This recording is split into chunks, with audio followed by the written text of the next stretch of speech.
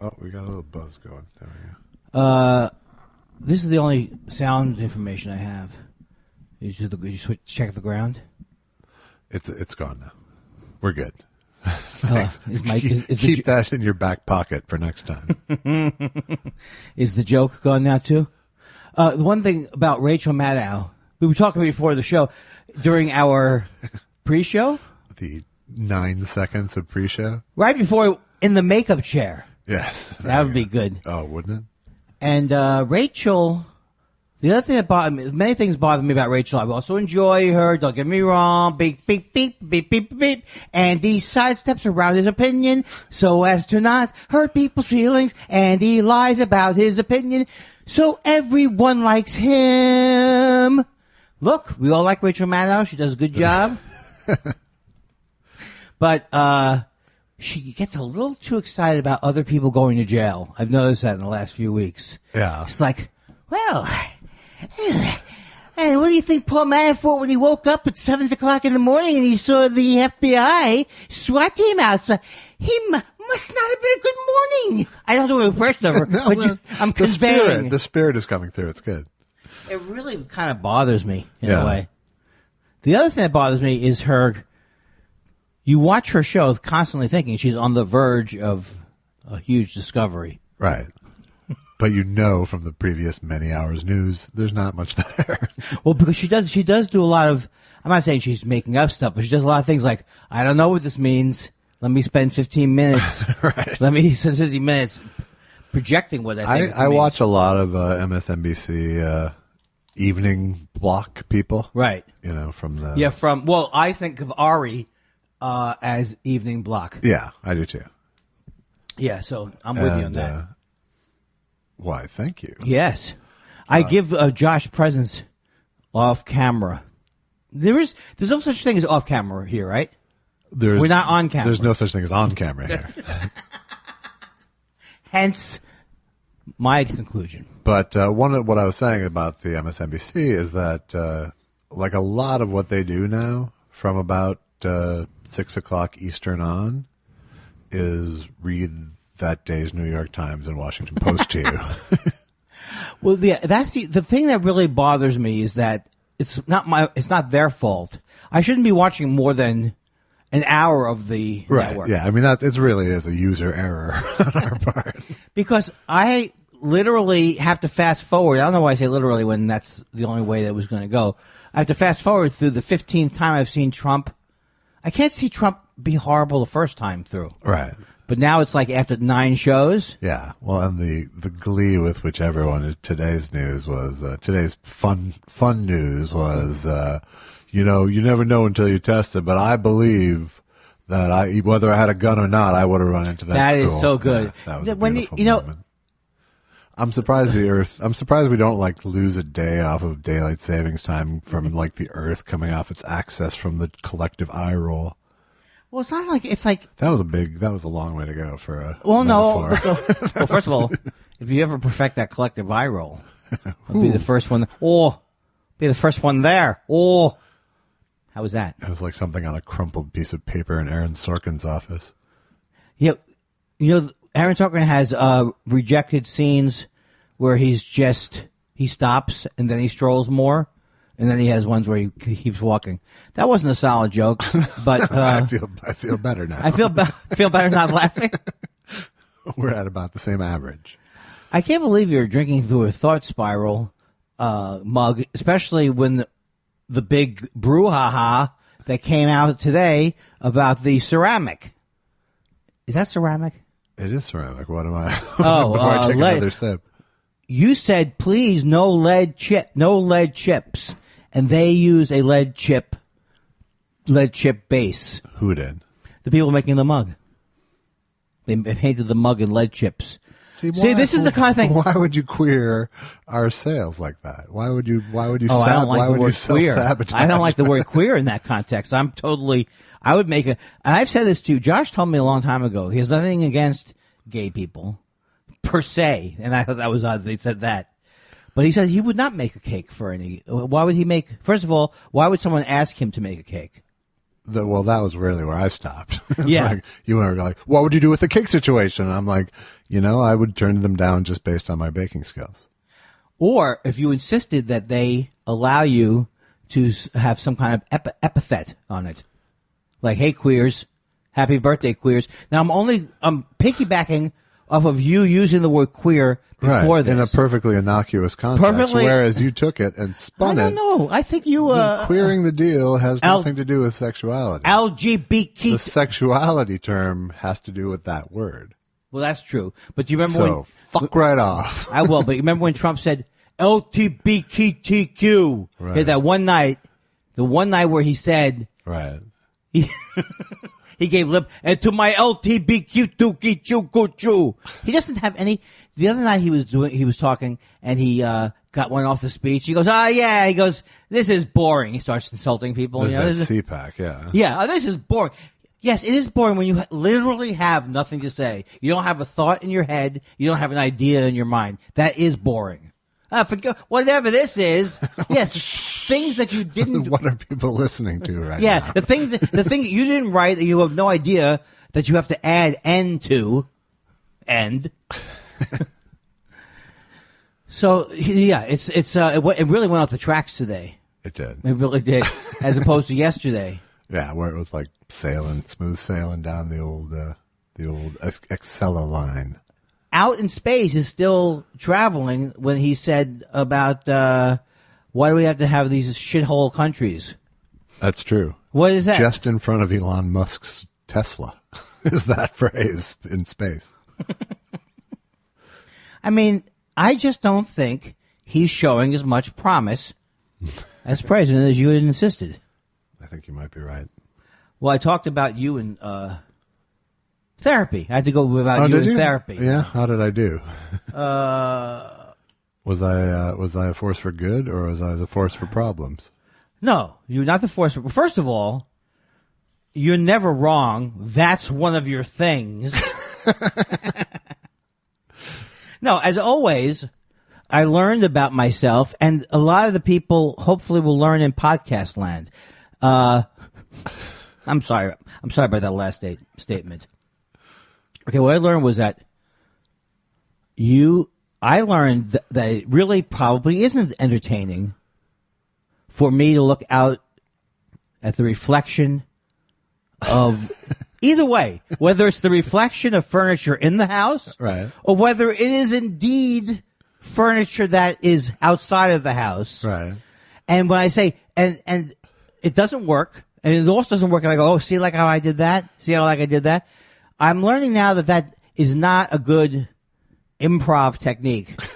In therapy, which is weird. No, because because that was a very we had. My memory is that I tell you you want me to tell you what my memory is? Again, it's on tape, so you could go back and listen if you want. No, but this is one of those things like, how do I see it? Yeah. How did it really happen? Right, okay. Well, we might have cut it all out, though. No, I think it's in. Okay, so.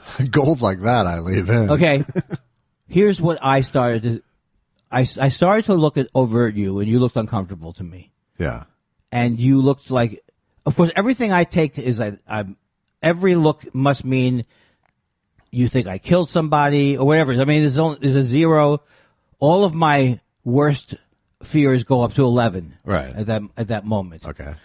But here's the things that I was saying, that while I was saying them, I was like, I don't have anything to say. Let me talk about the creakiness that nobody else can hear. Right. And then I started to think, why am I bringing his wife into this? What's the point of it? Right. Now there's an image of Allison like she's trying to creak, or she's trying to avoid creaking, or why does she have to be drunk? It's not we're lucky enough to be able to do the podcast here. This is all going through my mind as you're looking at me. Okay. Right. But I don't know how to get out of it in the moment. That's why I was like, what's going on? Everything good? Right. Cool. But what I learned about it was, I'm uncomfortable during the podcast sometimes because have trouble listening. I have trouble. I start to overthink it. Right. I don't assume that you're also uncomfortable. I don't assume that. Right. And that's another thing where it's narcissism. I just assume, Why would he be uncomfortable? Right. So my therapist said we should maybe develop hand signals. When I'm going that route, well, we don't really have to do that. We can just bring it up in real time. Andy, you're losing me. That's kind of what happens. Yeah, but the thing is, I just think it's interesting that previous to therapy and PT, AT, what is it? AD? What? Before therapy. Oh, BT and BT. AT. Yeah. You wouldn't have given a shit? Before therapy, I wasn't aware of the fact that I always thought I was annoying. Right. But but not in a constructive way. Right. Okay. In other words, he's sensing. You just knew that people were getting annoyed. I see that look on Josh's face. Right. Oh, what about the creaky knee? I'm talking about the creaky. I can't stop saying the wrong thing. Right. And, but I wouldn't have been able to understand. I wouldn't be able to accept shortcomings about myself or anything. It doesn't have to be shortcomings about yourself. You're bothered in this moment. I already jumped to that you've seen these shortcomings in myself. That's all my stuff. Whatever you were thinking, you were just trying to have a good podcast. Pretty much. I guess it boils down to that. That's right. No, I think I even said it then, is that when you get into that mode and you're just talking to talk, where no it's question like you about don't it. know what you're saying, but you won't just Did you say that to me last week? I did, yeah. I'm just talking to talk? Yes. And that didn't get through? I think you took like a second of umbrage and kept going. But Well, you've been doing a lot of, how about the little trips you've been running the last couple of weeks? The I said, the dogs seem to like me. And you say, do they ever follow you to the door? I didn't even know what that meant. It took me 2 weeks to figure out what you were talking about. Yeah. I said, okay, you said the second week in a row. I said, your dogs like me. You say, are they following you to the door? right. What are you saying? You're missing a step in that progression of what you're saying. Okay. Which is you're trying to like bait me into. You're saying the dogs like you more than me, so I have to come back with that. Oh. I see. That's the joke you're playing. Is you're going? No, it's not. It's not a joke. Okay, well, it's then an there you go. observation that I've had that they seem to. So they then, cringe. if you truly believe that my dogs like you more than me, No, I'm then I saying- really have to take you down a peg. I'm saying, are they capable of cringing? That's all I'm saying is I see your dogs cringing when you come. Well, I hate to tell you, how many dogs greeted you at the door tonight? What's happened? Exactly. Just the one, because Clyde was like, eh. What is wrong? What is Clyde on some kind of a head trip He now? barked at the top of the stairs. Oh, it's him. These dogs, everything is clever. Is dog life to them. Everything is instinct. Yes. You know what? Welcome to the real world, dog. You would like to see you do, dog? I like this. I'll leave for a couple of weeks. This podcast is so routine. It's routine for a dog. That's right. That's amazing. I wouldn't send a night out on a dog like this. Tell me if you recognize that joke, and if you could identify the stand-up comedy show. The comedy show it's from. I wouldn't send a night out on a dog like this. Sounds like MASH. No, it's a Ralph Cramden. Okay. Trying to tell his wife a joke, and he's really bad at it. He goes, now, Sir Lancelot, and then he goes, wouldn't send a night out on a dog, Alice. I got it, she says. That was what first convinced me to do stand-up. I got that dynamic of the one guy going, it's funny, and the lady or everybody else going, yeah, it's great. Yeah, we'll take it on faith. That show still stands up. I don't know why anybody would say it falls down, but so what's I'm not going to make you talk about Andy Kindler and Josh Elvis Weinstein take on classic TV. Well, we've been there, but well, I'm not that conversant in the Honeymooners. I've seen a lot of the Honeymooners, but I didn't like ingest the Honeymooners the way some shows are in there forever. Well, no, I definitely did. It was never on regularly in Minneapolis when I was a kid. Whoa, yeah, but then there were reruns of that Honeymooners. I was actually scared by the opening when I was very little. The moon face guy? Yes, it made me very nervous. Really? Plus my dad's constant beating of me. Now, why is that funny? That's not funny. That's not funny. We're not saying it was good that he beat me, or we're not even saying that he beat me. No, you said he beat you. I did say that. Yeah. But you know what, though? What is he going to say now? He's passed on. Exactly. We'll be back with edgy parents who are no longer hear jokes. You know that Lucky has a thing that doggies do, Kitties do it too. It can't be anything cuter. When they walk, they do a little up and down thing. Dogs, cats, and perhaps people do. Like a prancing sort of Yeah, thing? it's like it's so cute to me because obviously Lucky doesn't know that she's not getting anywhere quicker. Now you have to admit my humor is better than last week, at least. I'm connected. Yeah, you are. Although, well, let's go back to the actual conversation we were having, which was about the... I'm with you. Remember I used to not be with you? Yeah. I'm with you. That's good. So do you want a hand signal for next time you're talking to talk? Well, you could. I mean, I would... I think any kind of... In your defense from last week, let me just say that I wasn't that into it last week to begin with, because I think I was thinking more about my MRI the next day, and I was thinking about, and then you came out of the shoot that way, and I think I turned off for a little bit. So. Well, and that's the other thing. I forgot to ask you about your MRI. I thought you had taken it before. When did you take it? Before the last week's show? No, the next day. And now, and can you reveal to the crowd? I just got the results tonight, which was excruciatingly long. Did that make you nervous? Has to make you nervous, yeah, it right? made me nervous a little bit. It didn't. I'll talk more about it, but the upshot, cancer free. That's so great. Completely good, and even my kidney function in my remaining kidney is better than it has been. So, did you have a kidney problem? There was no problem with it, but he said it's even improved. So I don't like that, doctor. Hey, wait a second. Don't get me wrong. There was nothing wrong with your kidney. I'm just telling you it's operating better now.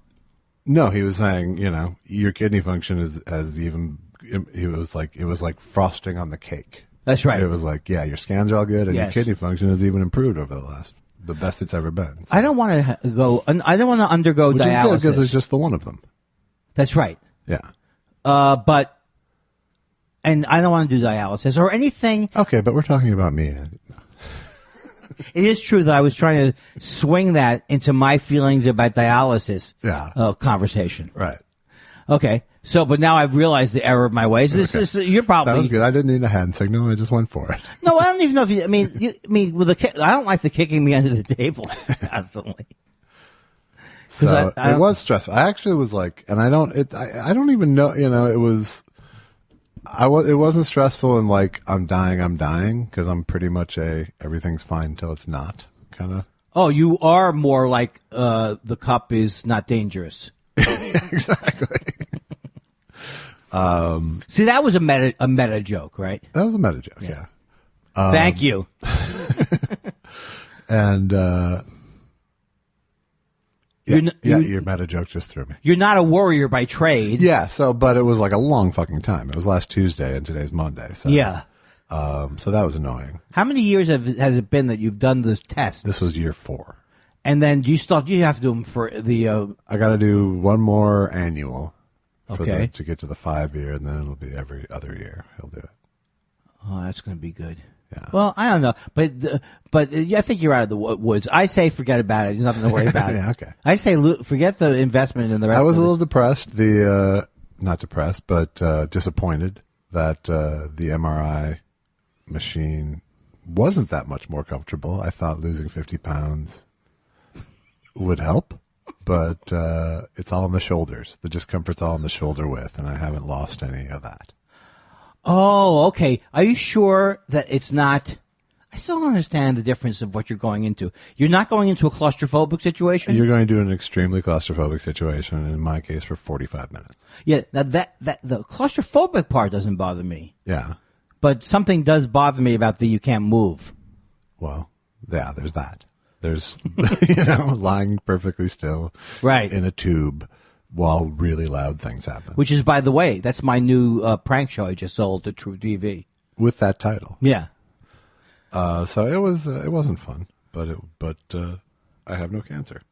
That is the greatest news. Thank you. Really is great news. And I thought that maybe, of course, I started to go, how did I screw up his news? Doesn't matter whether his news is good or bad. The main thing is, did I do anything to make the news worse? No, so the I news care is still about good. It's still good news. I'm But I trying. had it. It was a weird. I had a weird week last week. I had a couple days of like very heavy cloud depression last week. I didn't think this is something new. I didn't think you ever had cloud how would you say cloud depression is? I would just, it was metaphorical, obviously, but just that feeling of like everything is shit. Yeah. And I knew it was. I just want to tell you something. I knew it was metaphorical. I didn't think there was, because if you were able to attract clouds. the cloud being a metaphor for not being able to get out from under it, maybe. Yeah, but so now I'm wondering if my information about you is off. But I always thought that you don't get depressed like that. I do occasionally. I always have, but not for really long stretches. But again, it sets in. My dad was like that too. Oh, and how long could it last for? Well, it lasted for junior high. Is that true? Yeah, mostly. Wow. And you had a good upbringing. Well, being depressed may not even have anything to do with an upbringing, obviously, right? It could be well, I think there is a genetic component. Yeah. I think it runs through the Weinstein line. But it was, but I had, so I was kind of trying to pick it apart, going, what the fuck's going on? And some of it was just, because there was a lot of anxiety too. And that was just sort of the little rumble of waiting for results. Yeah. Oh, I see. That starts to percolate. Yeah. It's a weird thing. The cancer was a weird thing because it wasn't, at the time I didn't process it really, Right. I did everything I had to do, as a patient. Yes. But I was also very gung-ho about, all right, I was very proud that 3 weeks later I was on stage in Minneapolis doing bits about it. And right. That's got to be the excitement of the original thing starts to dissipate and then you worry or something. Yeah, I don't know. I just don't know if that theory. I don't know what I just said there, but I would not recommend that as a psychological theory. It was just, I treated it like a cold, kind of. Okay. You know what I mean? I didn't treat it as a major fucking life event, so I don't know if I really fully it's when you're in mourning, there's a process you have to sort of go through, and everyone goes through it differently. But I don't feel like, I didn't have any major epiphanies. I didn't have any sort of right. I didn't even really have terror about it, You did no. It was just kind of like, okay, this is what's happening, and I think because I'm so hardened from other family cancer shit. Oh yeah, that I was kind of like, I got there was no drama about it. It was just kind of like, this is happening. You're getting out. You're getting in a week, and right. But you did tell me that you got a little panicky since then. Yeah, from the experience. After, and I think that's part of that same thing. Oh, so when it's going on, it's almost your body says, no, you're going to switch into this, not performer's mode, but trooper mode. Trooper mode, yeah. And that just felt like the best way to handle it at the time. It was like, because I was in the middle of making a movie, and I was, so it was just like, this is an inconvenience. Right. But I don't know, I don't know. I don't know if I handled everything I had to handle about it, but I think but all this comes back to, I think, occasionally those really strong feelings about it, like I was feeling last week, manifest themselves. Yes. Yeah. Well, you see, I would say that generally you could almost be described as stoic in a way, in the positive sense of the word. The movement of stoic. I heard this on the radio, so I'm not making it up. Right. But it's like a stoicism was a movement. The Stoics were a movement of it's almost like Buddhism in a way. You don't get too up, you don't get too down. Right. So my thing is I could have, if I was in a pop psychologist mode, I might say, oh, Josh doesn't. And I don't know. It's not like you go, oh, you don't want to deal with your pain, or you don't want to, but you are a little more philosophical about things in general. I don't know if I'm saying that right. You have a philosophy about it that you don't get bent out of shape. Yeah, I don't know if that's. I mean, philosophy gives me too much credit. That's true. You know what I mean? I think it's a lot of it is just disposition. Yes, you know. Yeah. I mean, I think there's definitely things from a life of dealing with shit. Not that I've had a hard life, but there's been just lots of times in my life where I've had to deal with a big problem, family things yeah. and issues. So I feel like I definitely have learned more about myself through all of those, and learn more about what helps and what doesn't, and yeah, and what's useful thinking, and what's not, and what and so I can sort of narrate my way through it with the smarter voice in my head. Right. With the correct but it's not a philosophy, is what I'm saying. Well, it's just like luckily I can deal with lots of shit. Well, I use the word philosophy without ever really knowing what it meant. And even now that I know what it means, and I listen to a lot of philosophy podcasts, I'm still not quite sure. It's like the science of why things are, in a way. No.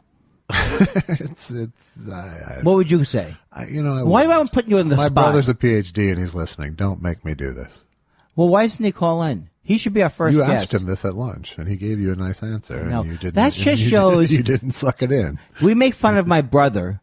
We make fun of my brother because he says when he's not relating to us, which is like a typical Kindler trait. He's in his own head. Yeah. He'll say, for conversational purposes, he'll say to one of his kids, "Tell me, what's the difference between a text and an email?" And they've said that. He's probably said that 40 or 50 times. It's just one of his go-to questions. Right. Does he mean it? He does in the moment, maybe. Yeah. And now that I think about it, it's also interesting to me. Because I can be interested in the minutia of why they call it SMS. Right. There's probably a reason, right? Well, it stands for things. What does it stand for? Who talks like that? Is it who's the guy who Charles Nelson Riley? Oh, okay.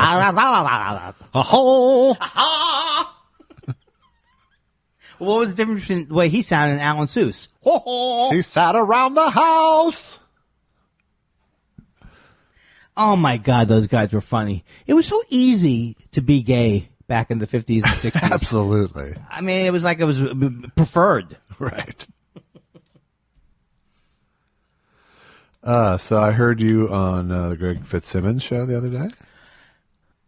And you even sent me a text, a positive text. Yeah, you were very funny. Thank you. It was heartbreaking.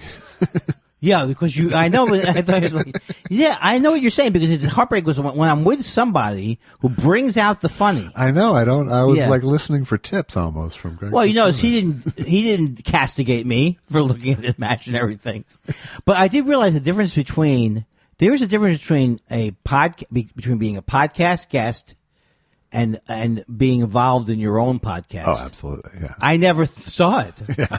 I thought I will be this funny in the podcast because that's what I do. No, I heard things that you workshopped here in a much more polished form on his show. But the more obnoxious I can be with him, the better. Because he's conducting the interview. It's so much easier to be the conductee of an interview. Yeah. It's what do I go? If I'm a guest on your podcast, but I could do that. But we made a conscious decision that that's not what this was going to be. You could do what? I could interview you each week. No. That still wouldn't work.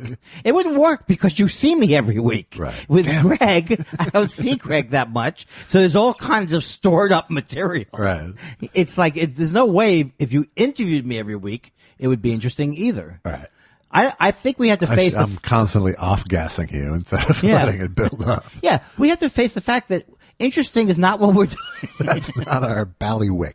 I thought it would be like Radiolab or something like that. Right. Ooh. Yeah, I can't edit that much. Or click and clack. There's way too much editing in Radiolab. Oh, is that what? And also a lot of sound effects. Sound effects and score and overlapping dialogue. And, oh, God. Someone's on a payroll for that shit. But yeah, you were funny, and Thank you you. plugged the show. I did Although plug the show. don't say thought_spiral when you're plugging the show. That's one of my not what funniest- It's called. It's But it my just funniest ongoing but it just bits. confuses people. Then People you love corrected it. him. Like, no, thought_spiral. Yeah, because that's so funny. Yeah, don't do He's it such a anymore. funny runner. Don't do I it. call it a runner. Don't do it. Yeah, but at least I'm out there promoting the goddamn show. Yes, What are you you doing? are. I'm promoting the goddamn show on a smaller scale. All your stories are about. My other podcast, we had a coup d'etat. I can tell you why I'm not out there as much doing it, because from a snippet from the podcast. This is you going, I do a podcast. Oh, really? Oh, yeah. Yeah, I do it with J. Elvis Weinstein. He goes, who's that? Oh, no, he didn't, did Yes, he? he did, But yeah. he did remember you. Actually, I heard it as, who's that? But I think he just said, who's that? So you're saying that promoting a podcast is not as good. We got a palpable bump from that appearance in our download numbers. Oh, my God. Yes. Keep it going, baby. Welcome, Greg Fitzsimmons, listener. Thank you. And how about a shout-out to Greg Fitzsimmons Big shout out. and Fitzdog. And who haven't I shouted out? Jen Kirkman. She loves it. Well, she says she loves it when she gets a shout-out. But sometimes, you see, this is my basic mistrust If she with loves people. it, shout out to Jen Kirkman. Yeah, Why but- can't someone get some pleasure from this show? This is the kind of show. He's the kind of a man. They said a lot about Trump. This is the kind of president who. This has become a new thing. Has it? Yeah, this is a kind of. I haven't This is picked up that rhythm yet. Yeah, this is a president who. Oh, yeah. Because that's the beginning of a list. Is a president who said shithole. Remember Right. when they tried to change? They always lie, and sometimes they lie in ways that doesn't even make sense. They claim that someone else says it's shit house. No, I didn't say shithole. Right. See how that would have been no Fake problem? news. The best thing I saw, and I know that we're not normally topical, although we are, we struggle to be. We're topical like an ointment. Don't get me started on ointment routines. The Mona. Now I have followed politics. I'm not an expert, but I followed politics in an annoying way my whole life. I've been watching TV shows like The Capital Gang and Crossfire and all these terrible shows over the years. And so Mona Sharon, I don't even know how to pronounce her name. I think But Sharon. Sharon, yeah, she was at the CPAC Yes. thing, and she gave it to them. She did. She really, and they booed her even. She was that honest. Yeah, and they had to escort her out. Although she says, I didn't actually feel in danger in any way, but they insisted on escorting me out. Right, and she was like basically saying the truth about how Trump was, sexually, It was credible. the hypocrisy of the Republicans not backing Roy Moore. And they said, and "Yeah, Trump. you're wrong." I think that person might have been from the state where the voting took place. It's possible. And that's my look. I don't make fun of. I love a Southern accent, But it was a woman. Calling out, you're that's wrong. You're wrong. No, that's not what she said, right? Something like that. Oh yeah, That's wrong. It reminded me of when Dylan went electric. Judas, you're wrong. Neither voices there were good. So you're going to Texas this weekend, did I say? Oh yeah, this is one of those weeks where I'm going to the joke joint. Okay. I don't name these places, folks. No. And I have to say, of the many names that I wouldn't like, the joke joint is way down the list. It's okay. All right. Well, I don't know if it's okay, really. Would you name a place the joke joint? No, but I would name my. See, I want it to be like Mr. Eclairs. it's The classy. hungry, no, like the 'Cause it's hungry, classy. no, like the Hungry Eye. That's a Right. fucking great name, the Hungry Eye. It is. But it does. Or why is everything named The Bitter End was a good name. the Bitter End? For example, that's what music was. Music. Back in those days, That's the Bitter Jew. Mr. Somebody's was somewhere. Yeah, Mr. Somebody's in Chicago. Yeah. So I don't know what my point was. Do I ever have a point? 3 out of 7 times. I'm halfway through the Olympics. Did you tape the entire Olympics? We taped the entire Olympics. We're at the men's giant slalom in the second week. Yeah. The thing that's good about it is it's not like when you're trying not to watch a Federer match. Right. And you hear about Federer. I don't know who the names are that they're saying, and I just kind of tune out when they start saying. Right. And so it holds up. It holds up. I love when I was a kid, I watched the slalom. I remember there was a skier named Billy Kidd. Remember that name? Yes, I do. And I used to root for him. And I also love that routine from Saturday Night Live. Claudine Longet has accidentally shot Spider Savage. Right.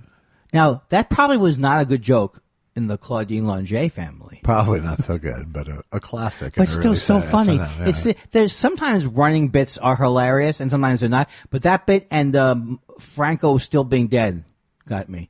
Yeah. Is that what they would say? It's Generalissimo Francisco Franco is still dead. Yes. Now, when Franco was in power and when you were living in Spain, is that where he was? Yeah. You shouldn't do that joke then. Exactly. That's why Chevy Chase never worked there. Oh, I was thinking about you. I saw another hour and a half Carson. Oh, yeah? And this Carson had red buttons on it. Wow. And it was never got a dinner. And he was saying he used the premise of did this show. Okay, good. You know who never did this show? And then he went and Lot, who said to Saul, salt I have. I mean, it's just pepper I need. Pepper I need. It's just so great. He was never was on the show. What's that? Never was on the show. Never was on the show. Well, that reminds me of another story, but I'm not going to say it because I just realized now I'm able to remember more things, but remember they're not going to be good. Okay, well that's good. That's an advancement as far as I'm concerned. You don't need a hand signal. I saw an old Carson the other night that was, weirdly enough, I think it was 1985, and the three guests were Shirley Cha-Cha Muldowney. No, I don't. I know the name, but it doesn't ring a bell to me. Is she from Greece? Pioneer woman drag racer. Oh, that can't be true. Yeah, absolutely. It's a show like Dr. Quinn Medicine Woman? No, she was a drag racer. Oh. Not like RuPaul drag. So Muldowney. Her name was Muldowney? Shirley Muldowney. Oh, so now I remember, I think of a sports There was a person. movie with Bonnie Bedelia called Heart Like a Wheel. I remember that movie. Was that a good movie? That was about her. Yeah, it was pretty good. Bo Bridges, I think, too. And was Bonnie... Don the Snake Prudhomme. But Bonnie Bedelia, well, she wasn't a comedian, right? She was an actor. Actress. She was the wife in Die Hard. I don't remember the wife in Die Hard. Okay. But I will say this. I like the first Die Hard. Yes, I do too. And I don't know if the others are good, but the first one I loved. Yippee-yay and the whole thing. Okay. And did he ever say he was too old for this shit? I think he did at some point during that, yeah. So Cha-Cha Muldowney. Shirley Muldowney, Jerry Seinfeld, and Oprah Winfrey. Oh, tell me again what in that order. No, tell me again what you're doing. I forgot. This is a Carson I saw last week. Oh, say again. Shirley Muldowney, Jerry Seinfeld, Oprah Winfrey, in that order. Oh my God! Yeah. And did everyone stay on the couch? No. Shirley came and went, but Jerry stayed on the couch after he had a very tepid set. That brings me such great didn't joy. go well. I said a punchline to very little response. That just punctures that just makes you look. And he was pissy. You could see it in his face on the panel, too. Do you remember any of his jokes? And he was like kind of belittling to Oprah a little bit because it was her very first appearance. I mean, it was like literally like, am I saying that name right? Oprah. You mean he really didn't know Oprah? Yeah, it was literally like she had just done Color Purple and she had her show, but she was still like new on the national scene. Wow. And he was good. He was good, though. Johnny, I'm noticing that I see these shows. She was just so excited to be there. It was pretty funny. It was pretty... yeah. But Seinfeld did not have a good set. This just gives puts a, not a lie, but he's always portrayed himself. The old Seinfeld used to portray himself as, you're always supposed to do well. You're supposed to do well in front of any crowd. Right. And it's always your fault. It's never the audience's fault. Then it was his fault because he didn't do well. Well, that's the thing. My image was that he always had these killer sets. Right. Because he's the king of comedy. And I want to know what those sets were. Let me ask you this. It was like his Halloween chunk. Trick or treat. Well, it was Superman. And my mom had like wearing a coat over his Halloween costume, and I can't remember a lot of the bits, but that was it was that chunk which stayed in his act for a long time. Wow. So how did Johnny react to him? Johnny liked him. It was 85, so like he was promoting a week at Zanies at that point. Oh, had it already been established that he went over to the panel? Yeah, I don't think it was his first panel. Okay. Sometimes they would come back and the guy would be on panel or something. He was definitely, he had, he was treated like a regular. But I'm loving watching The Past on TV. I watched last night, they had, not on the same one as Carson, but another similar. Cozy, Antenna. One of those. They had, Moonbeam. They had a Flip Wilson special, which was terrible. Horrible. Was it really? Oh my God, it was bad. Richard Pryor and Cher were the guests. Is it like post? 1975, I think. Wait, is that still the Flip Wilson show? It was a Flip Wilson special. Oh, okay. Because his show was earlier or something. The Flip Wilson show was earlier than that. Yeah. And it was bad? It was horrible. Really like a camp sketch bad. And was he holding true to it, or was he making fun of it? Or neither? No, he was committed. I loved him as a kid. Oh, man, I loved Flip Wilson. Yeah. I don't know if he would hold up now, but I think he would. I'll tell you what does hold up. The Church of What's Happening Now is still the funniest name for a church. Yeah.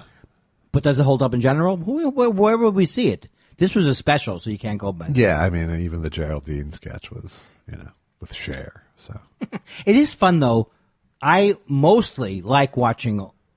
I could be like Cliff Nesteroff if I had focus and put the time in and the insights. Right. But I do love. See, I thought by now I would be doing nothing but having fun in life because of all the things I love. I love those are all comic books.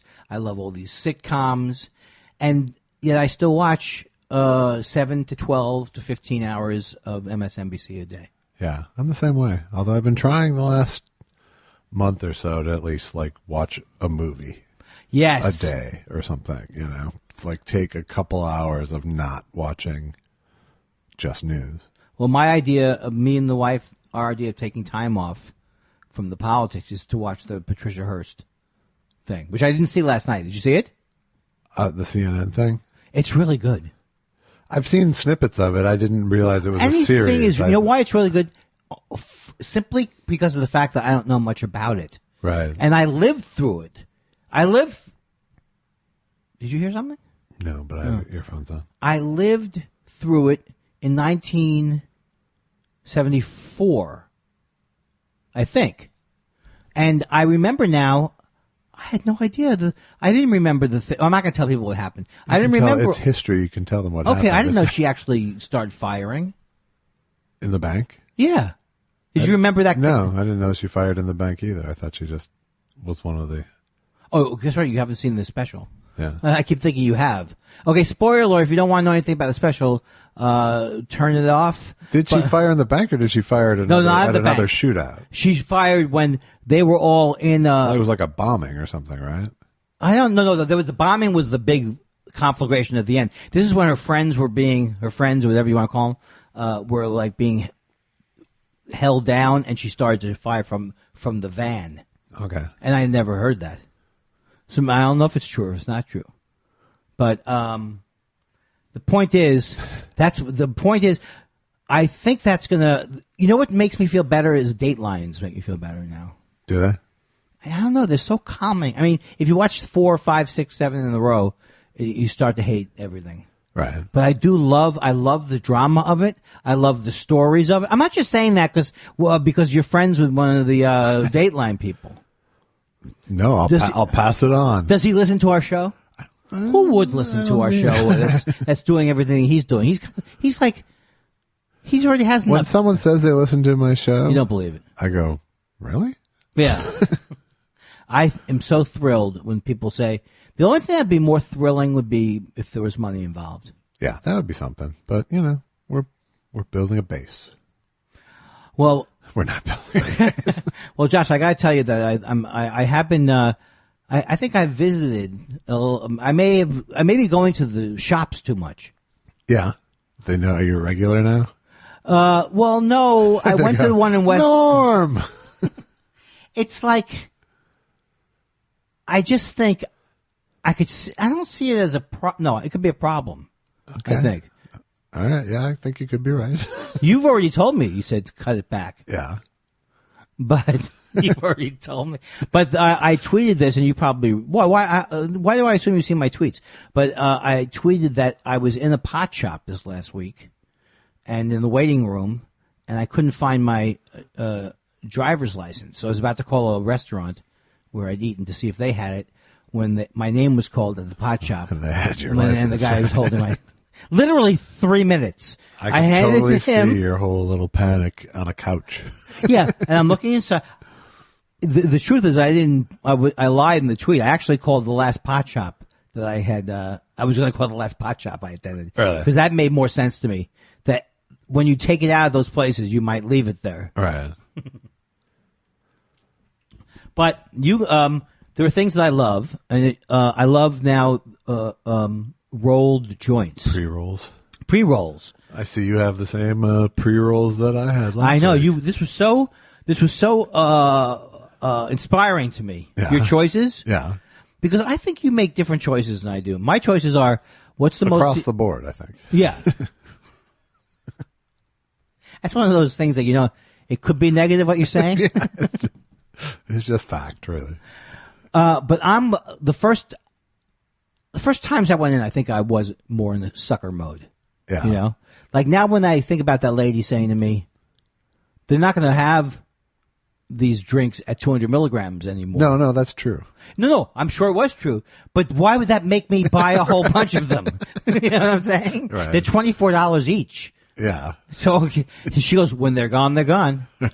And they're very, actually extremely, couldn't be nicer over there. And I've decided that I do want to start learning about pot because it's very confusing to me. Like, I used to smoke hash when I was a kid. Yeah. Not a kid. Yes, a kid. Not so much younger. Yes, I was young. And I remember these Lebanese hash. Right. But I don't really know what hash is. And they always start to explain to me. Well, you know what? Our friend, Casanova Frankenstein, wrote an actual description. That's great. For tonight's show. The one we're doing before we've done it? Yes, because he anticipated we'd do a next show. So he says, Andy Kindler, bubble hash is made by using ice and water to remove crystal from plant material, then filtering it out of the water using screen bags. Traditional hash is made by rubbing plant material on silk screens and compressing the crystals. Oh, my God. Casanova. Now I know why. No, forget about the Frankenstein part. I'm all in love with the Casanova part. Now, okay, so it is pot, right? Yes.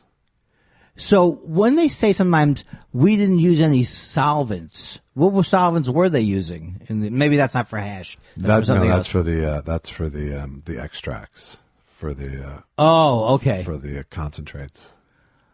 But so they're using different varieties of pot, right? Or but it's just the flour or whatever it is, and then they put it through screens, and then it change. Do you get it? There's all these little. Have you ever looked at pot microscopically? No. And seeing how there's all these crystals on it, essentially. Oh. Which is what carries the. It's so beautiful. It's the most beautiful plant. And so it's concentrated in the buds, but I think it's also on the leaves to a certain extent. So it's a way of extracting the THC from the leaves and the other parts of the plant and getting everything off of it. Then they have but I remember when I was a kid, sometimes the blonde hash I would get from Lebanese hash was the greatest thing. It was great. It was in many ways better than pot. But then I went a lot of years where I got hash that you don't necessarily get high from hash just because it looks good. Well, I mean, no matter what, it's crystals from a pot plant. So if it's from a really good pot plant, you're going to get higher than a bad one. Well, this shows that I went to school in the 70s. That's true. Where there isn't bad pot anymore. There isn't bad pot anymore. That's right, because That's not entirely true. A couple times on the road in non-medicinal states. Well, you got me with this pre-roll thing, and I'm not working for this company, but the thing I love about it is the design is amazing. It makes you feel like you're smoking without the problems of smoking. And they put little matches in the top. There's little matches and a strike board. And the Judaism, what appeals to me as a Jewish person is they're telling you right here, 3.5 grams. Right. That's the thing that would, as a Jewish person. That's an eighth. And as a Jewish person, that would, when I would get a $15 pre-roll, the stereotypical Jew part of me would say, what am I getting here? Am I getting the old shmabupo? I decided that I'm going to assume now, I'm in the mode where I think it's going to be illegal, or I think Jeff Sessions is going to come in my house. So there's one side of my mind that says, you're going to have to go every week, regardless of how much damage it does to you financially. And you're going to have to keep getting different things. You'll get a sample here. You'll get an eighth of that. Just keep building it up, building it up. You'll stop when you have 4 or 5 pounds maybe. But this is the way to go, because I don't think I ever want to roll a joint again. There you go. Are you concerned that our younger listeners are going to be, I don't want to be Cheech and Chong, but they did jokes. There's a difference, right? I'm just talking about it. Right. They were entertaining while you're droning on. No, because okay. What are these dabs? The guy asked me, do you have a dab rack? And right away, a dab rig, he said. Oh, well, because when I went down to my, what's she called? Dominatrix? Yeah. She had. He was making whip things. Yeah, she was doing a different thing with it. So, yeah, do you have the answer to that next question? What was my question? I would say you don't have a dabbing rig. Right. Now, first of all, don't you have to have an acetylene torch? You do need a torch to get That's it out ridiculous. of it. Yeah. This is any story that starts out with acetylene. It's not an acetylene torch. But I know I did that. I like saying that. You need a powerful butane torch, though. But acetylene is a torch you use to actually cut things, right? Yes. Yeah, now we're back. I've done dabs. I did dabs when I was emceeing a show in Colorado. Yeah. And I don't see how you don't die from the first experience. I mean, I did get extremely high. I'm not going to kid you. Yeah? Yeah. But you don't have a dab rig. I have one, but it's too big a pain in the ass for me. They gave it to me free on one of those customer appreciation days. Really? Yes. Oh, so it's not a huge, I thought it was like a huge No, it's Rube like Goldberg like a little contraption. bong, but there's an insert into the stem that you superheat. Oh, so that's all it's doing is heating that thing up. You're superheating the glass stem, and then putting hash in it. Well, not hash. You put wax or wax. Now, what does wax connote? It's an extract. It's a concentrate. Unbelievable. So you put it on. You wait until it gets super hot, and then you put that on there, and you basically inhale the vapor from that. This is what we were meant to be. But it's a lot. It's really crack-like. It does have that feel to it. It really gets. Yeah, it's very crack smoking like, and it's very like. This is just. You've done it then? I've done it, but I'm not. I didn't do it with the rig I have, but I have done it. But you didn't it's just like it's just too much. It's too much rigmarole. Well, one thing that Susan told me is that she doesn't like, in general, anything that comes with a lot of paraphernalia. Yeah, like. She doesn't need to have the food processor sitting on the counter or whatever. She likes everything away. Yeah. So that's all she says. Like, well, you're not bringing home more accoutrements. Right. Allison bought an Instant Pot, which so many people use these days, which is it's like a pressure cooker, crock pot, rice cooker. It's like this combination cooker that tons of people have now. Oh, I thought it was for pot. No, it's a cooking thing. Is it like a percolator? No, it's like a crock pot. Wow. And what's the advantage but it's of a high-tech crock pot. What's the advantage over crocking? Speed.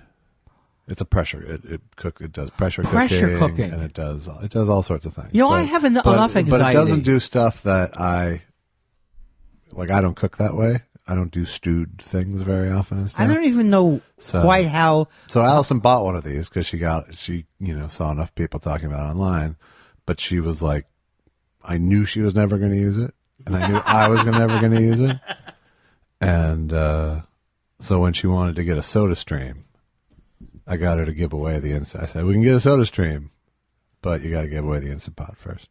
What do you mean? Give it away to who? She gave it to someone at work who really wanted it and probably has never used it either. Did you try it once? No. Well, I mean, I knew what it would cook. what is the theory behind pressure cooking? I don't want to sound stupid, even though I am. It's faster, and it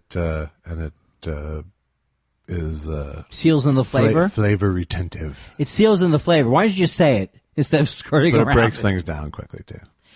Well, I don't think everything on TV. Todd Glass pointed this out to me first when he would talk about how, they don't add up the time of the chopping of the vegetables. Like when they say it takes 5 minutes. Yeah, once everything's chopped up. You know That's what? a bit he does? Let me tell you something. No, he absolutely does a very, very funny bit. You would love this bit that he does. It's a very, very funny bit. He talks about how the person is like, why? She doesn't get that it's a blender. She's like, how are you doing it? So why is it? It's a blender. So it's very funny. Okay. Look, I don't have to prove anything to you. No, you don't. You're a tough crowd. I forgot. Now you threw me off. That's okay. We're going to the questions now. Thanks to the Frankenstein. Questions. So I love that. And let me tell you something. Podcast fans, I would like any kind of information like this, links and the like of any kind of drug stuff. Brian wants to know, Andy, have you any good stories from playing guitar on the Ellen sitcom with David Crosby, Bonnie Raitt, or Aaron Neville? Thank you, Josh. That's how you tee that up. It was really, there are two memories that stick out. David Crosby changing the strings on my guitar. That's a good one. Because I one of my weaknesses as a guitar player was I wouldn't change the strings so fast. And these guys like David, he could barely play it when it wasn't changed. Yeah. He changed the strings. So that was great. Hanging out with him was great. He told a story about how, did I tell the story before? About how, like, when they were doing drugs and stuff like that, there's so much, they would have a recorder running during their jams. Yeah. And they have like hours and hours of saying, you pick it up this time. You get the weed. I got the weed last time. So they had like hours of them talking about it. But the greatest part of that gig was I was playing a Jewish rabbinical student in a band with Aaron Neville, Bonnie Raitt, David Crosby, Sheryl Crow, and somebody else. And Ellen? And Ellen. We played after the show. We jammed. Yeah. And I took a lead, which I don't normally take a lead. And it was the greatest experience because Susan and my manager said, they both were like, where's that sound coming from? And I kind of went,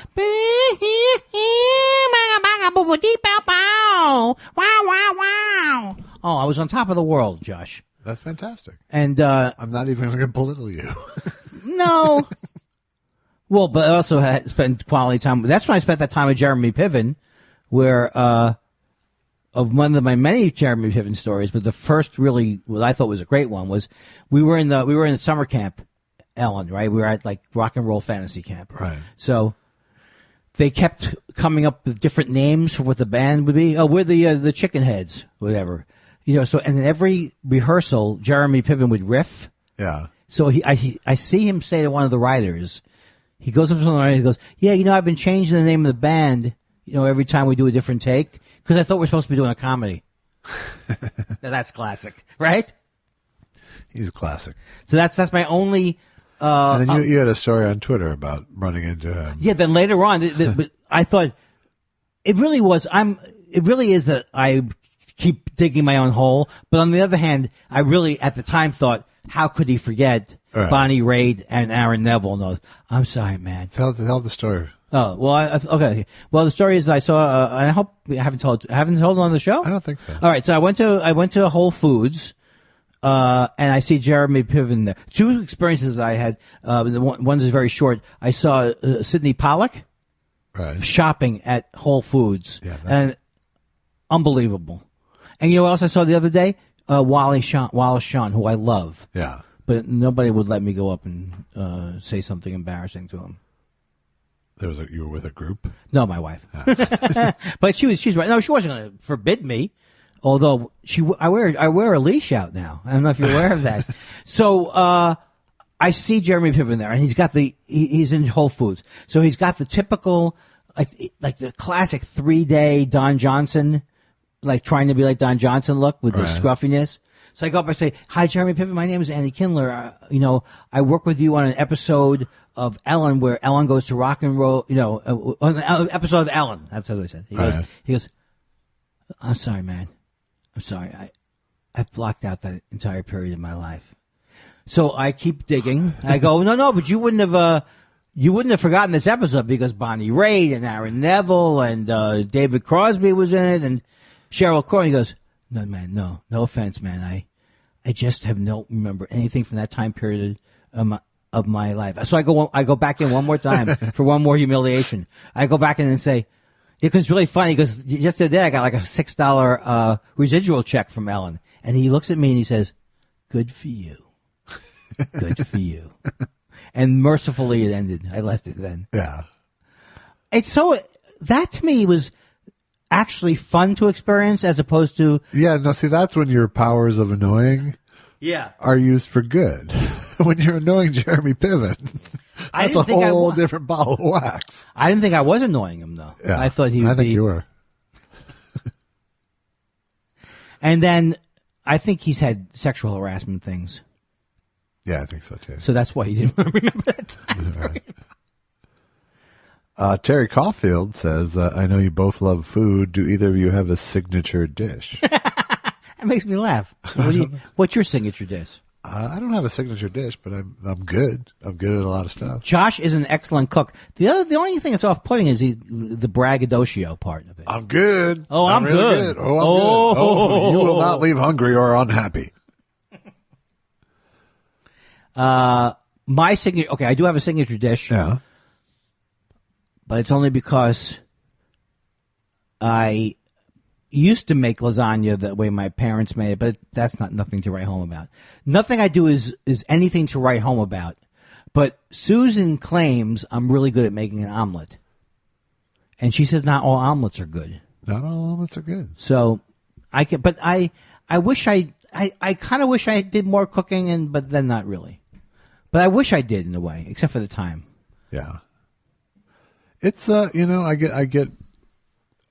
like cooking in general. I don't do it a ton anymore. How often would you say once a week? Because DoorDash. Oh, yeah. But no, 2 or 3 times a week. That's good. Yeah. So you're saying you do it 2 or 3 times a week now? Yeah. Oh. Well, Susan always tries to Susan makes me steak at home. Yeah. And it's great. And I have a couple things I make. But in general, we tried the blue oven. What's it called? Blue Apron? Blue Apron, yeah. And that drove me nuts. Yeah, I didn't like it either. Allison, again, got fished into it. Because it's just too long. The recipes are too long. It's way too many ingredients. I don't cook like that. Yeah, that's true. I really don't. It's just right. It's just way too much shit, and and not and it's so specific that you can't like make your own thing from it. Yeah, because it's all like and they would rely heavily on like kale or not necessarily kale. The thing I did like was you got these little interesting vegetables I'd never seen before. Yeah, and it was nice quality produce, but we only did it a couple times, and I was like, this doesn't seem like this isn't my food. It's so time consuming. Yeah. I want one of those things that it comes completely cooked, fresh, hot. You do the work. So DoorDash. Yes. There was some of these things like the Munchery. Some of them have more prepared things, but we're off of the whole thing. Yeah. I can't sign up for anything. It doesn't make me happy. I don't want to be on someone else's food schedule. Have you driven by our old neighborhood supermarket? Our former old. It is so dark.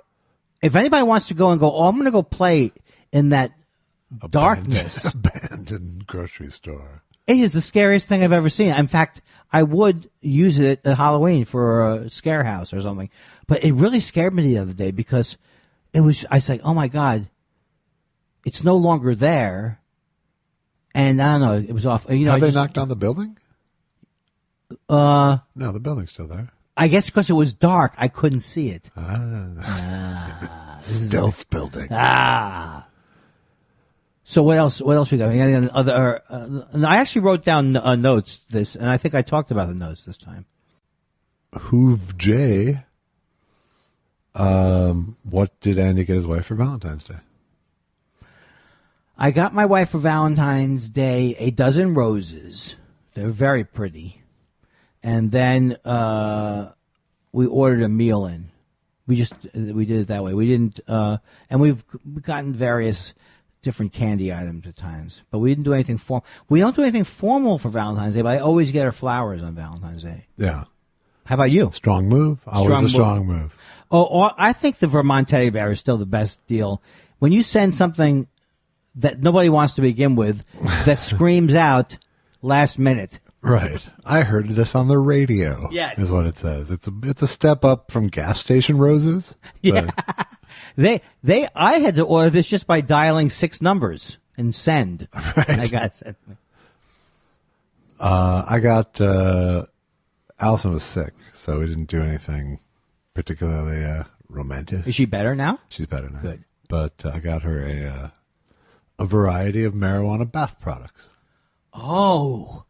This is that now. She was more excited than jewelry for that. This is a great thing. The pot shops is a great thing for gifts. Yeah, it is. You know, it opens up a whole new world of gifts. It is. It's good. Like I sent Jeff Sessions edible underwear. So now this is like bath. You bathe in it.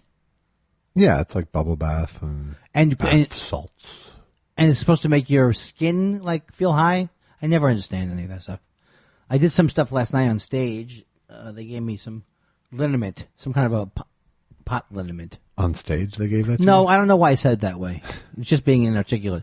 I took it before I went on stage, hoping that I would have a nice neck high. Does she get? You don't get high from it though, right? Well, kind of, yeah. I mean, Wow. you get deeply relaxed. It's most of them are CBD heavy. Yeah. But no, she loved it. Well, you sound like the Wolfman there. She loved it, baby. Yeah. Hey, the Wolfman.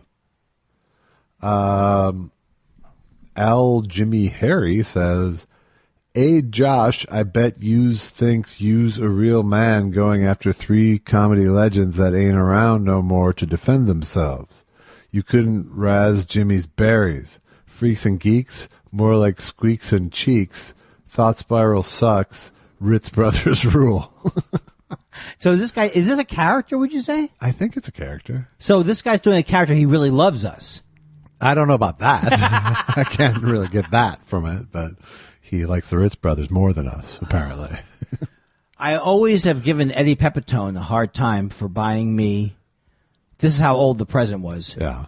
It was a Harold Lloyd VHS series. Maybe it was DVD. Yeah. What am I going to do with that? Harold Lloyd? Harold Lloyd was good. All right, I'll watch it. He's one of the few good ones. I know. Why am I not watching him? I don't know. Is it Is it a talkie? No. I don't want that. You could turn on a podcast and watch it. Wouldn't you say Buster Keaton is the best of that genre?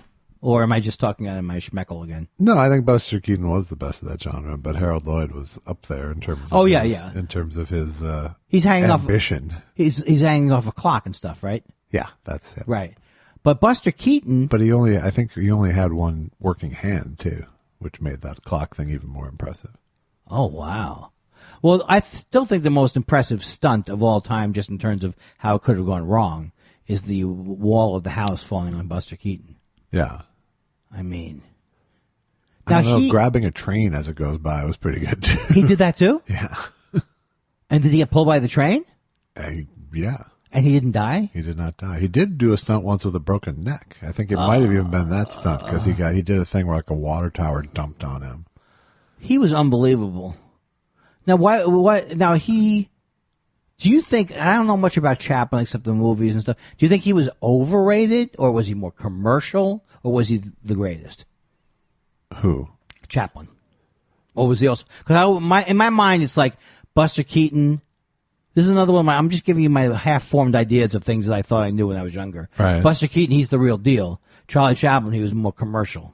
That's something that stuck in my head. No, I don't think that's true. I know it's not true at all. No. What did I read then? I must have read something.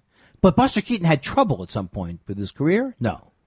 Well, I think, after, from talkies on, things went very poorly for Buster Keaton. And he was in Sunset Boulevard. He had lots of cameos and things over the years. What a face, though. Great face. Great face. But Chaplin, I don't think Chaplin was overrated. I mean, I think there was a limit to the scope of his genius. Like when you watch his talkies, he did 2 or 3 talkies. Yeah. They aren't good. He does not write good dialogue. I was very moved by The Great Dictator, though. I don't know if I would like it now. No, it's still a beautiful movie. But the emotion in it. Well, and it was a ballsy movie to make at the time. Yeah, and he was eventually blacklisted, which is just crazy to me. This country, I can't imagine this country making such poor choices. Can you? What was going... Thank God we live in a time period now where we would never do something like that. Have a crazy president. Can't you just let the bit go or maybe do a little applause? Yeah. I'm doing the guy who's saying, like, we really got rid of that problem of having a horrible president back in the old days. I really did think we were going to evolve upwards as a society. I never would have, you couldn't have predicted to me, like I used to complain about Ronald Reagan, that he wasn't that great at what he was doing. Right. But he's a genius. I never thought anybody would go for a guy whose shtick is that he's a horrible human being. They used to hide it somehow. Yes. You know? Yes, they'd meet it out in small doses, and then you'd put those pieces together over time. Do you have a problem understanding? I don't understand or have much empathy, I guess is the real thing, of why people voted for him, nor do I care why they voted for him. I don't understand it. I don't get it. Why they, I get why they voted for change. I don't understand it. But then I loved Obama too. But I don't see how anybody could look at him and want him and be happy with him. You have to be a mean person, right? Nasty person. I think so. I mean, I think there, for you to still be on board. So you there has to be a streak in you that's just angry.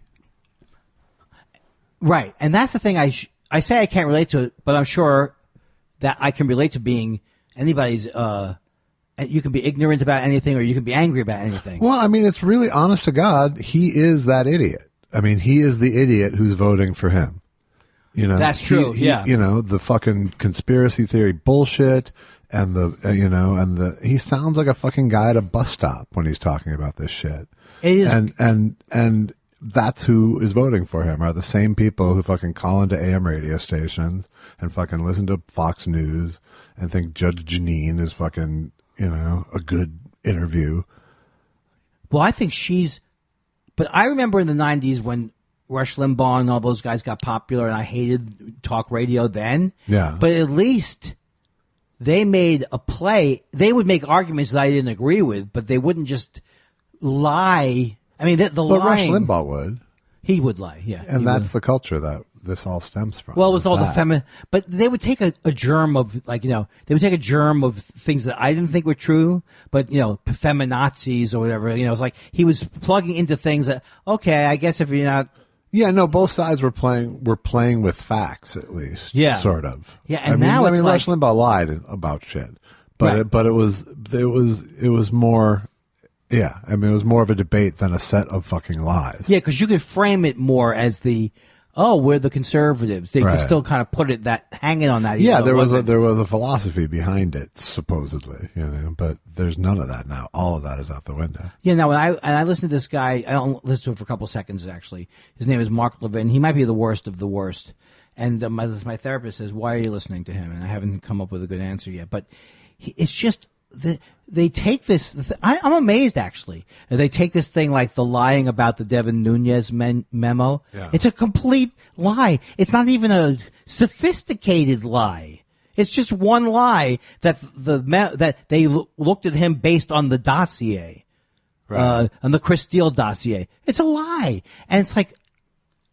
It seemed maybe I was naive back then, or maybe this is what living through Hitler was like. That's what it seems like to me. Yeah, that's what it seems like. I mean, it seems like that same kind of you can't believe all the things that go out the window to create a totalitarian dictatorship, but you see it, I don't think we're going to get there in this country. I don't think so either. But you see it. You totally see. Yeah. Like, okay, he's got 35% of the people. And it's unfucking believable. Like, what would it take? Would it take a terrorist attack? Would it take, what would it take to tip another 15% of the people, Yeah. What would it take to keep him in power, and it's, it's way too fucking close for my taste. Yeah, because if it's 35%, it shouldn't be 35%. But it is a total real life lesson in how this shit happens. Right, which I guess we couldn't have known. One by one, our norms are going out the window. Right. The things that we assumed were in place aren't. If someone just goes, nope, and I think, we're finally going to see the backstop for this, I think, in the next year. Yeah. But it's unbelievable, how many of our things that we thought we held dear were just fucking blown with like Kleenex, Yeah. All right. Well, I think sometimes you got to say things the way they are, my friend. We don't sugarcoat it here. Tommy Barcanero wants to know if you could be a contestant on any game show, past or present, what show would you choose? I don't know. It would have to be one of those shows where they use comedians, but I can't think of any show where I was so fascinated by the show that I feel like I missed the boat by not being on What's My Line. No one's saying you missed the boat, but if you could go on any right, that's true. I guess I'm if it trying wasn't, to think. which show do you regret not being on? I think I would love, anybody would have loved, of me or you kind of people, would love to have been on the old, like, Match Game or something like that, where they were all, you're fooling around and everyone was Hollywood drunk. Squares. Yeah. But Hollywood Squares, actually is a thing I turned down. I turned down Hollywood Squares. I know you'd think I'm lying. I turned it down when Whoopi Goldberg was a center square. Yeah. And they had the cast of Raymond on. Yeah. I just didn't want to go on there. What the fuck were you thinking of? Why would you not go on there? Seriously. It was because I was back in the time period where I was doing nothing but making. So alternative. I can't be on Hollywood Squares. Well, I had jokes like the current version of Hollywood Squares where comedy is geometrically impossible. Yeah. So it was during this mode where I didn't understand that I could have strong opinions and also be a hypocrite. Right? I just didn't realize that. It was too hip for the room, Andy Kindler. And it looked scary. I would have made money. I would have made some money. And you could now say you were on Hollywood Squares. That's the thing. No, I guess so. I mean, I wouldn't use it as your intro, but it's a story. Well, I used to love Let's Make a Deal, but that was with Monty. Yeah. And I never had the desire to dress up in a funny outfit. I would like to be on Jeopardy, but I know I know I would lose. I think I would do okay, honestly. Oh, as a home player, I'm a fucking good Jeopardy that's player. Great. You know what bothers me? Now this sticks in my craw. What? My initial hope was that you were going to bring an expert's eye to the table. Yeah. And now you do that with Jeopardy, but you can't do that in the goddamn. If you're good at Jeopardy, you should be good at facts, at understanding things. But you're not. So just when it's potpourri for $2.50, all of a sudden you come to life.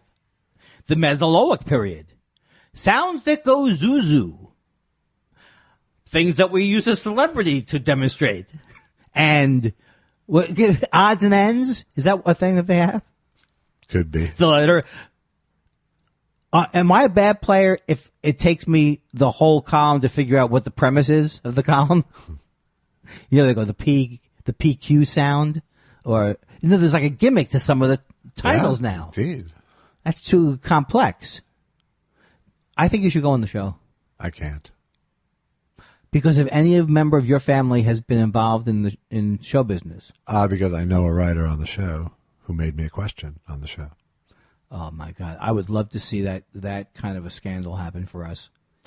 I like to watch. That's my favorite show to watch because my dad loved that show. So I kind of watch it and think of my mom. My mom still watches it. Yeah. No, that being a Jeopardy question was like my biggest piece of cred for the 60 and older set, for sure. And you knew it was happening beforehand, obviously. I didn't, no. Oh, he's surprised. I knew it was happening. I didn't know when it was happening. I knew it was happening because they called my manager to get the pronunciation of my last name. Did you get a lot of emails? You must have. I got several emails, but like from parents' friends. Seriously. But there's no. I'm trying to think if there's a show there was a show I actually liked, which was called Who, What, or Where. I always wanted to be. I wanted to be on Price is Right with Bob Barker. Right. For Mountain Climber. What does that mean? Is that one of the games? It was like one of the games. You climb.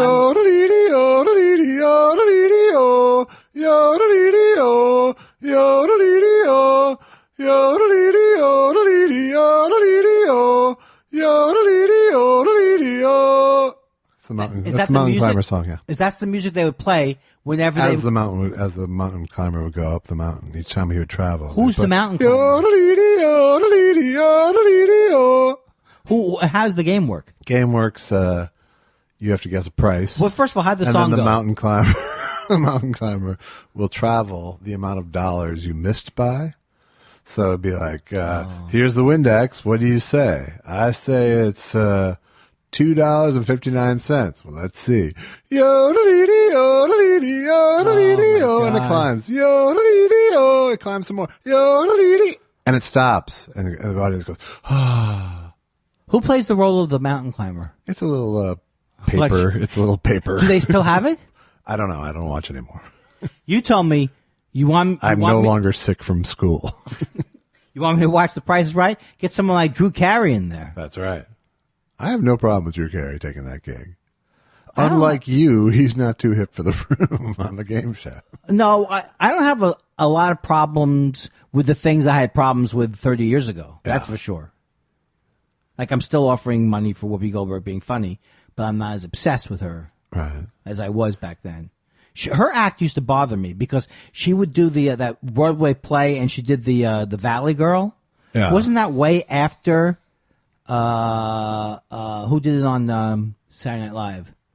Lorraine Newman. Yeah, after she did it, and then after Moon Zappa did it. Yeah. And then all of a sudden, Whoopi's going, okay. Oh, it made me enrage me that. Has she ever made you laugh? Probably, but not regularly. You're trying to cover your bases. You're either angling for... She did produce one of the bath products that I bought Allison, however, her company. She has See, that's a good product for Whoopi. Yeah, it is. Yeah. Such an idiot. Perush, can we have the Mr. Weinstein character, played by Andy Kindler, talk to a pompous Foster Brooks, played by J. Elvis Weinstein, maybe throw Leno Carson for a panel discussion? Mr. Weinstein, are you drunk? Well, John, Mr. Weinstein, please. Drunk. Enough of this tomfoolery. I'm sorry, I don't do the drunk character on panel, Johnny. Oh, that's meta. This is pompous. I still can't believe. I still think you're pulling my leg on the fact. It doesn't. I would think Johnny Carson would have punched him in the face the second that guy sat down and started to go out of his character. We hired that guy. Well, I did my set, John.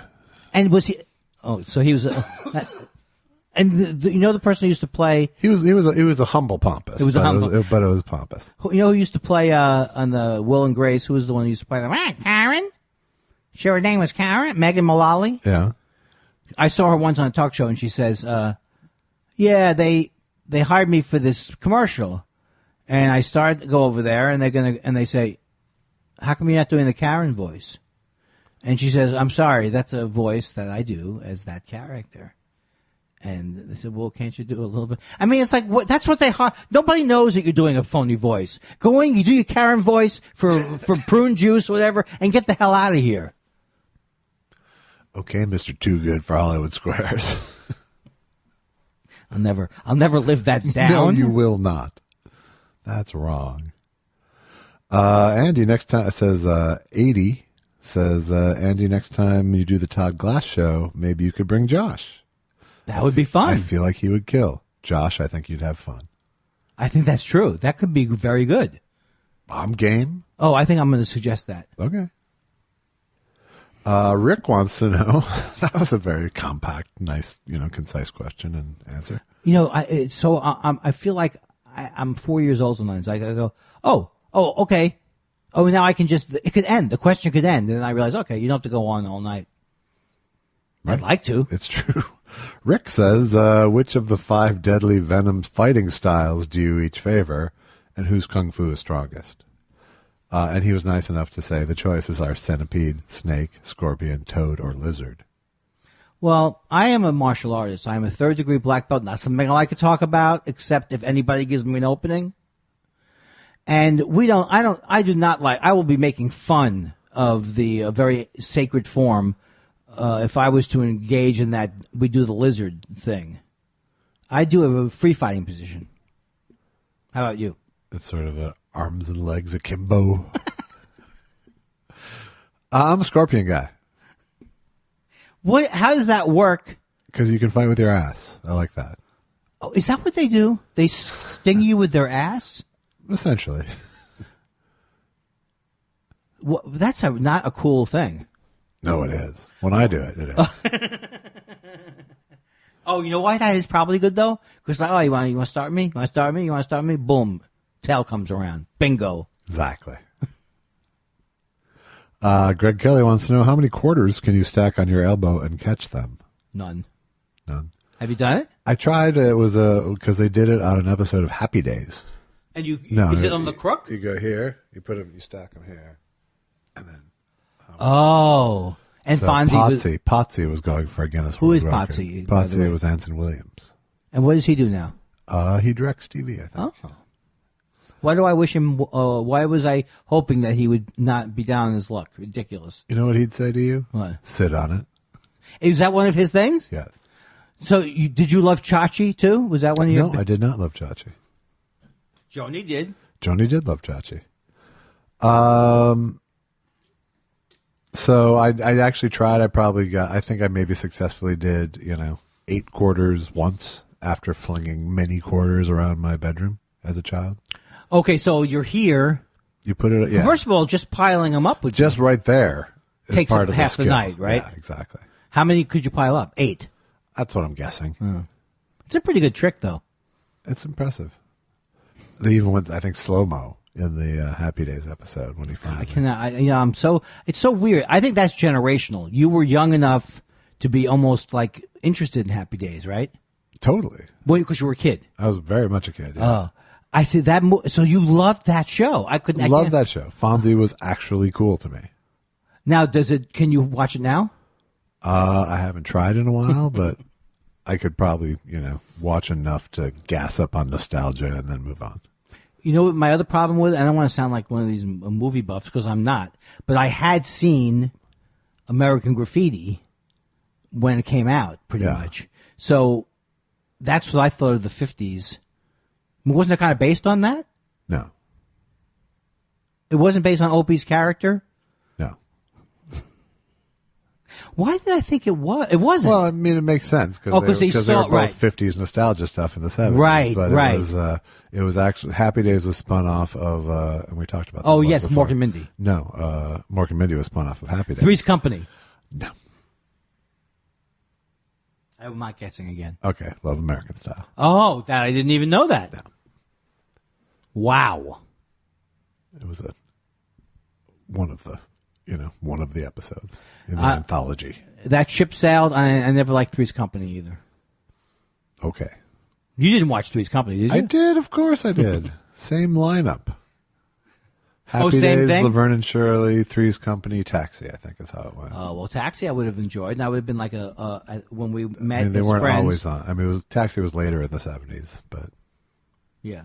I think Happy Days was on for like 11 years. I can't believe it. And I know that Happy Days was written by Gary Marshall and Belson did not work on that one. No, but Gans and Mandel did. And is that Babalu Mandel? Yes. Lowell Gans? Why, yes. Thank you. Stand by Your Man. Have either of you played Dungeons and Dragons? No. I did as a kid. My dad actually represented one of the creators of Dungeons and Dragons in a lawsuit with the other creator and the game company. I think you told me this, maybe. I think I did, yeah. Wow. Dave Arneson was the guy. And were you young enough to play it for real? Yeah, my brother was into it. I wasn't into it, but my brother got into it, and he could do dungeon mastering and things like that. Oh my God, But- this sounds serious. It was. You can get real fucking deep with it. I I can't even never did. imagine. A Second Life sounds interesting to me. Did you do Second Life? No. Do you know what it is? Yeah. I want to be like I'm not even doing that well in this life. I'm opening up a second one. I'm working at the joke joint in Second Life. So yeah, not a lot of Dungeons and Dragons, but I did play it, and it had a prominent role in our house for Oh yeah, a year or two. Yeah. And now the thing about it though is that it does it hold up? Is it for kids? No, it's for older. It's for old enough kids to be like serious gamers. Wow, but not that popular anymore. I think it's still. I mean, it's still a big subculture. Could I be more derisive of it? Yeah, considering you don't have any fucking Any idea what it is? is. I don't even know what Battleship was to get the reference. You ever played Battleship? I played Stratego. Yeah. Stratego was a terrible game. I liked it at the time. Not a terrible game. Let me finish. Michelle Weisgarver, just want to tell you how much I love the podcast, in case I hadn't made that clear thus far. Also, as a bibliophile, I'd love to know what you two like to read, favorite authors and genres. A Stupid and Futile Gesture is quite good about Doug Kenny and the National Lampoon. Ooh. Is that a book?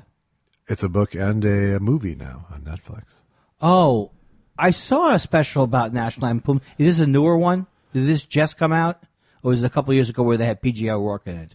Well, there was like something and dead, like funny, hilarious, and dead, or whatever. I can't remember what the three adjectives were that came Right. out a few years ago, and there was also a documentary. Yeah. Like something brilliant, funny, dead, or something like that. Stoned, dead, yeah. So I read that. I saw that doc. I didn't read this Stupid and Futile Gesture, but I did see the movie on Netflix, which starred Will Forte as Doug Kenny. Oh, is it good? It's okay. I didn't buy Will Forte as Doug Kenny. Oh, I see. That was yeah. really my problem. He didn't have he wasn't. A, he was too old, I think, and B, it wasn't the same. Is he the guy who ended up falling off a cliff? Yeah, or jumping. We don't know. Oh, we don't know what happened. Yeah. Yeah. In the movie, they played it like he jumped. So how about I have to admit that I was an English literature major. Were you really? Yeah, I was I an English didn't know literature that. major and a history minor, but I don't read that much anymore. I find it I can't read. But I think I can read, but I don't want to read as much as I did, and I don't know any of the classics really. But I majored in the time period with like Hemingway and F. Scott Fitzgerald. That's my kind of favorite time period. First half of the 20th century. Yeah, I Nathaniel West. I love. Yeah. And I loved F. Scott Fitzgerald. I loved Hemingway was my favorite writer when I was a kid in high school. The Sun Also Rises was my favorite novel. Yeah. But now I mostly read biographies, and I don't read them. Okay. Do you consistently read? I don't consistently read. When I do, it's usually nonfiction. Yeah. Almost always, but I like if I'm reading fiction, it's usually something that's kind of on the funny side of the spectrum. I like Christopher Moore a lot. I know that name. But... He does. My favorite book of his is called Lamb, which we might have talked about. Like which a is, lamb? No, it's like a gospel of Jesus as told by his boyhood friend Biff. Oh. So, It's funny. it's funny, but it's also it's a really beautiful job of writing reverent and irreverent. It's not Jesus bashing at all. Yeah. But it is a funny take all the way through, telling this sort of life story of like the time that's sort of not told in the Bible. Right. And right. it's told as a gospel, and it's really well done. It's a really interesting piece of sort of satire and storytelling. Cool. But he does like sort of magical realism. What is his name? Christopher Moore. Oh, okay. Is he around now? Yeah. He's Wait, on is he- Twitter. Would I see him in the comic book stores, kind of, or no? No, but I mean, he has that sort of appeal. I think he's kind of he writes a lot like Douglas Adams. I think. Who did Hitchhiker's Guide and Dirk Gently. Is it good? Yeah, I liked the Hitchhiker's Guide a lot, and I liked a couple of the Dirk Gently. I mostly read now what they call graphic novels, right? And that's really I think that's my favorite thing to do now, because there's something about my ADD which prevents me from reading. Getting back, I read and then I get back to it, but there's a few books I want to read and I haven't read them yet. I wanted to read Norman Lear's biography, things like that. People say you should get books on tape. We listen to a lot in bed. We listen to books on tape a lot. Do you really? And Allison falls asleep right away, and I end up listening for hours sometimes. And then how do you catch up together? It's not good. Usually, I end up having to listen to the same passage over and over. Because she falls asleep right away and then starts it over the next night. But we listened to a Grover Cleveland biography. Is that Grover Cleveland Alexander? No. Why did I say Alexander? Because there is a Grover Cleveland Alexander. No, there can't be. I think there is. I think it involved baseball, but I could be wrong. And who's Grover Cleveland then? He was president twice.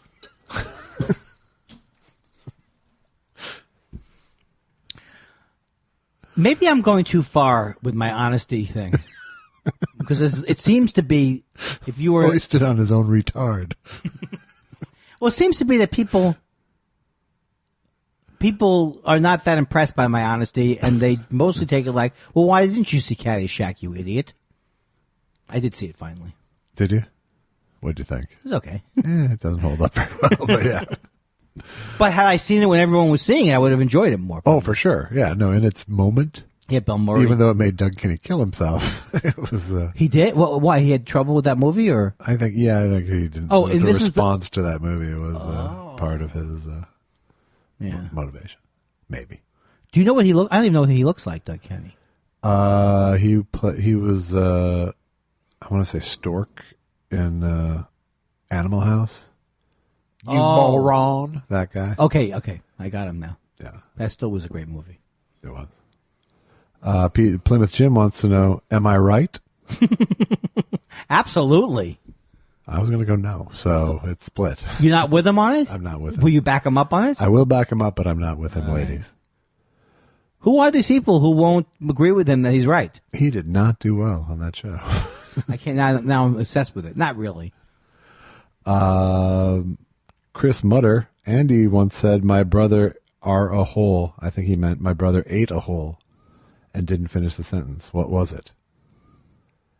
A whole bottle of St. Joseph's chewable aspirin. Really? Yeah. Okay. Wow, that was good. And my parents got home. My sister said, my sister's just like, just to relate the things that happened over the night. Yeah. Robert ate all that orange stuff in that bottle. And so he had to have his stomach pumped. Really? Can you believe that someone like me who remembers nothing remembered that setup? Stomach? Yeah. That was ate a hole? Yeah. Well, there's only one of those in your life, probably. Right, but when you first hear ate a hole as a clue, it's a weird clue. It sounds like one of those fake punchlines. I can't believe he ate the whole thing. What is that? Is that Hugh Hauser doing comedy? I can't believe he ate the whole thing. That's amazing. What's happening with these Chinese drivers? First there was a whole bottle of baby aspirin, and now it's gone? That's fantastic. What's the deal with... When they pump your stomach, what are they pumping with?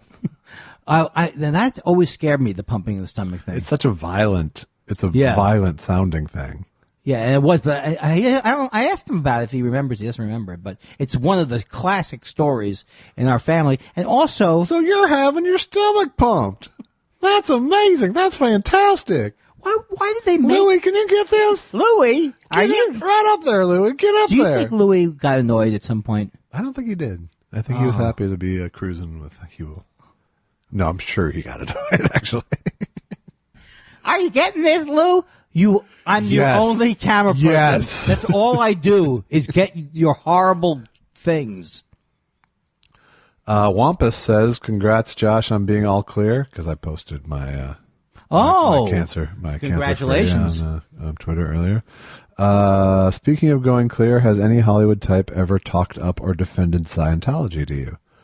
No.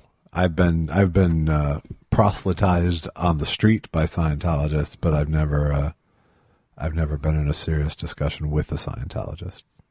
I knew Judy Toll, who unfortunately passed away. It was a close friend of mine, and she actually was in Scientology and got her money back.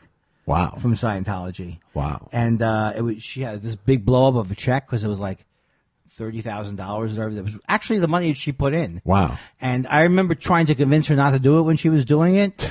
But they said that she couldn't use Scientology's name again, so she just kept calling it somethingology in her act. So Yeah. it's like, but I don't know anybody. I would be scared to get into a conversation with a Scientologist because I don't know if I can hold back. It's such a bullshit, you know? Yeah. I think if you were face to face, you would hold back. Yeah, well, that's true. In general, I am not confrontational that way. Right. No, neither am I. Because it's rude. And sometimes they take it the wrong way because I'm wearing one of those anonymous masks. Yeah. That looks like the Guy Fawkes mask. They used to go around the Scientology Center all the time, the anonymous. Yeah. I don't remember where their office was.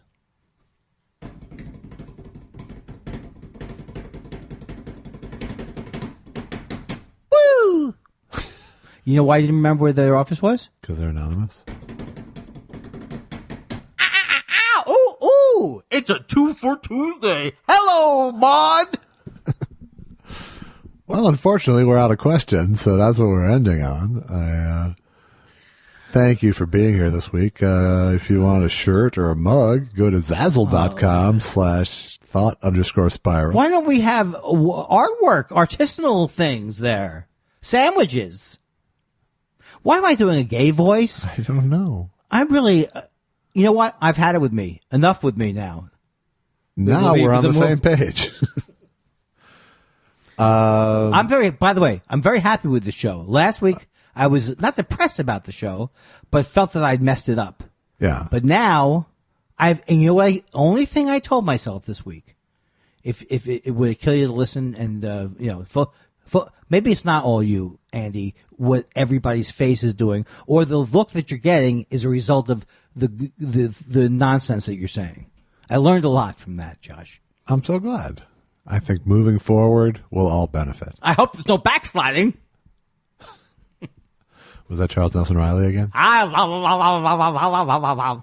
If you would, check out my documentary, I Need You to Kill, about stand-up in Asia. Is it going good? I think it's going good. And Amazon, iTunes, Google Play. Michael DeBar followed me. Did he? Because you followed him. Yeah, he says he follows everybody, but I feel like I don't care. It's like a lot of times I won't follow. I don't want to follow somebody who has 20,000 people, but it's like I want to follow him. I'm going to follow him now. I'm going to make the plunge. There you go. He only reads his ats anyway, pretty much. So. It's so great. The movie is back on track, by the way. Good. Yeah. Everything's okay. You know, so you're saying you don't want to be working on it when you're in assisted living? I don't. So yeah, check out I Need You to Kill. And, I will be going. When is this coming? I'm going to be at Houston this week, so no. But maybe when this next one comes out, I will be. I'm going to the north. I'm going to Vancouver for the Just for Laughs comedy festival. That's in March. In March, yeah. Keep an eye out for Andy Kindler in Vancouver, British Columbia. I got a pain in my heart from how poorly I promote. And rate us on iTunes and review us if you would like. We love you very much. Also, take don't forget if you recommend 5 people. I don't have anything to say, Josh. Yeah. I have no good closing lines.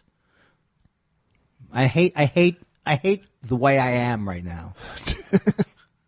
But if we had a show where you had, like, at the end, boom, well, you know what that means, Andy. Well, that's been our show. Bop, dabba, bop, bop, bop. Well, I thought it was another edition of Thought Spiral. Beep, beep, beep. Boop, Spiral. Let me just see how far off that was. Yodelity-o, yodelity-o, yodelity-o, yodelity-o, yodelity-o.